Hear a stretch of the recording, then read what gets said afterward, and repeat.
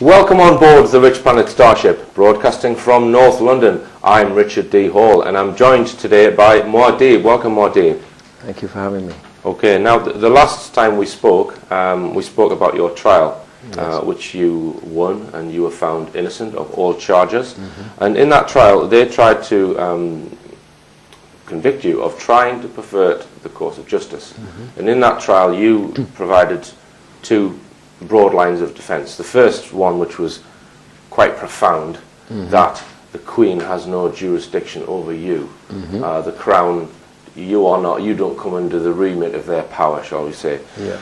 Now that defence in itself had two prongs to it. Yes. The first was that the stone of scorn on which the Queen is coronated, you believe is a fake stone, so therefore you believe that the whole coronation ceremony of the monarch, i.e. the Queen, is fake, therefore she's not the Queen. Because that was the first argument. And we're going to go through that story now, mm-hmm, and really we need to go back quite a few years to chart this. Thousands of years. I mean, it goes back to Jacob. That's right. So tell us who Jacob was and what his... We start off with Abraham, and then who offered to sacrifice his miracle child Isaac on Mount Moriah, which is now part of Jerusalem, which is where Solomon's temple was built, over that spot, because it was the holiest spot on earth, mm-hmm, because that's where Abraham had offered to sacrifice Isaac. And this is currently still the most contested religious area in the world, really. Yeah, the Dome of the Rock, the mosque, the Dome of the Rock, which was built by Caliph Omar, mm-hmm, stands now over that spot. Right. The temple, the first and second temples were destroyed. The first temple was destroyed by Nebuchadnezzar of Babylon's troops, and the second temple was destroyed by the Romans in 70 AD. And then in the 7th century AD, Caliph Omar built the Dome of the Rock, the mosque, over the spot where the temple had been. And that's part of the contention today in Israel in Judea, between the Jews and the Muslims. Now, at some point in time, the temple that was there housed the Ark of the Covenant, is that? Yes, and Jacob's pillar, which has become the coronation stone, and the throne of David. Right. And Elizabeth is descended. So this stone, which goes back to Jerusalem, it started in Bethel. If you read the Bible story, Jacob took a stone for his pillow, mm-hmm, and whilst using it as his pillow, he had visions of what is known as Jacob's ladder, of angels ascending and descending from heaven. And he realized when he awoke, he said that God is in this place, and I knew it not. And he then renamed the place. Originally it was called Luz, L-U-Z, and he changed the name of the place to Bethel, which means the house of God, Beth-El, house of God. And he named the stone Bethel also. And he raised up the stone in the morning, and he anointed it with oil, and named it Bethel, which is the house of God. So the stone predates the Ark of the Covenant. But Jacob had his name changed at that place also, where the stone was, had his name changed from Jacob, which means the supplanter, because he supplanted his brother Esau for the birthright with a bowl of soup. What year we're talking about here with the creation of this stone? It's probably around 2,000 years BC. Right. Okay. So the very early part or 1500, between 1500 and 2000. Right. And is this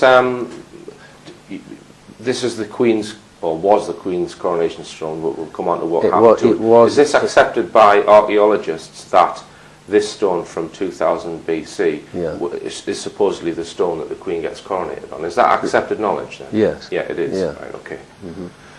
So at some point the Ark of the Covenant's created. Well, tell us the story of the stone and its journey, how it eventually got to Jerusalem then. Jacob had his name changed at Bethel to Israel, champion of God, because he was going to champion God's cause in the world. And he had 12 sons who fathered the 12 tribes of Israel. And most people probably know about Joseph and the coat of many colors. Mm-hmm. Joseph was the 11th son and was Jacob's favorite, Israel's favorite son. most people don't understand the story of the coat of many colours and why giving that coat to Joseph upset all of his brothers, because he was the youngest. When it talks about the coat of many colours, it's not talking about the colours of the spectrum. Okay? Each of the 12 sons had a tribal standard, an emblem, a flag, if you like, or colours as they're known in the military. Each regiment has its colours, it has a flag, it has an emblem. Okay? And what Jacob Israel did was he made a coat out of all the colours of his sons, and then gave it to Jacob, which signified that Jacob was going to be the leader, was going to rule over the other sons, the other tribes, as they became. And of course the others, as he was the youngest at the time, that really upset his elder brothers. Right. And so they sold him into slavery in Egypt, which most people also know from the Bible if they read the Bible. And through a set of circumstances in Egypt, he became the Pharaoh's right-hand man. He was the second most powerful man in Egypt. And then there was a famine in Egypt and throughout the Middle East. And so Jacob Israel and his sons and their families needed food. And Joseph had, in becoming the second in command to the Pharaoh, he had designed a plan in Egypt where there were 7 years of plenty and then 7 years of famine. And so that was the dream that the Pharaoh had that Joseph interpreted for him. And so they saved all the spare food from the 7 years of plenty to cover the 7 years of famine. And so they had stored all the food, they had plenty of food, and people came from all around to buy food from Egypt. And so Jacob Israel sent his sons down into Egypt to buy food from the Egyptians, from the Pharaoh. And they went, and it's all in the Bible. They went, and Joseph recognized his brothers, but because he had been a young boy when they sold him into slavery, and he was now a man, and he dressed as an Egyptian, and he spoke Egyptian rather than their language, they didn't realize who he was, but he recognized them. So the stone was taken to Egypt then? Yes. Eventually what happened was that Joseph revealed his identity to his brothers, and he said he forgave them, and he said, I want you to bring my father and all of your families and come down into Egypt, and I will provide for you, and everything will be fine. So at that point they put metal staples into the ends of the stone, and then from the staples there were two twisted figure of 8 pieces of metal and a ring in each one of those, so that a pole could be passed through each ring across the top of the stone, and so at least because of the weight of it, at least 2 people on either side of the stone would carry it. We've got a photograph which we're going to talk about later. Yes, we have. And so when they went, this stone was so precious to them because of what had happened to Jacob Israel. He had his name changed, he met God, all of the rest of it. It went down into Egypt with them. Okay, and they spent time in Egypt, and when that Pharaoh died, another Pharaoh came along who didn't know Joseph.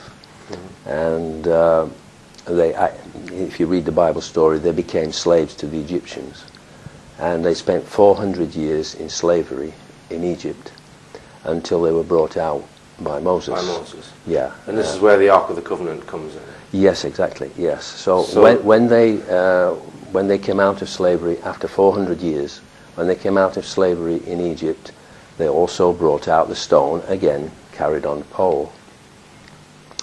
And they had spent 400 years under man-made laws in slavery, which is similar to what is happening in the world today, that everybody's a debt slave one way or the other to the rich and powerful, to the monarchy basically, and their friends. And it was the same in Egypt, and the people spent 400 years there in that slavery to teach them that, to convince them that that's the wrong way to live. And that they were suffering under it. And so They were then brought out with Moses to Sinai, Horeb in Sinai, where they were given God's perfect royal laws of liberty. And the Ten Commandments. They were also given, yes, but this is something that is hidden from people purposefully. They always tell you about the Ten Commandments, the 2 tablets of stone, okay? And the Ten Commandments are the basic principles upon which the law is based. But Moses was also given 5 books of the law, the history of the nation, prophecy of the future, in the 5 books that are called the 5 books of Moses. He was given the 5 books of Moses from the top of Horeb, Mount Sinai, containing the laws, statutes, judgments, economic policy under which there are no poor people, the agricultural policy where you don't need chemical fertilizers and all of that poisons the land and the food and the water, and the land lays fallow every 7 years. It's the Sabbath year, just as there is a Sabbath, 7th day of the week is a Sabbath where people are supposed to rest. So did both these items then were then placed in the temple where Solomon's we have to get the ark was constructed at Sinai, right? By Aaron, Moses' brother. When Moses came down with the 2 tablets of stone and the 5 scroll books of the law, which is known as the Torah, or in Christianity it's known as the Pentateuch. It's the first 5 books of the Bible: Genesis, Exodus, Leviticus, Numbers, and Deuteronomy. Okay, and it's the first 5 books in the Bible in the Old Testament. The Bible begins at Genesis.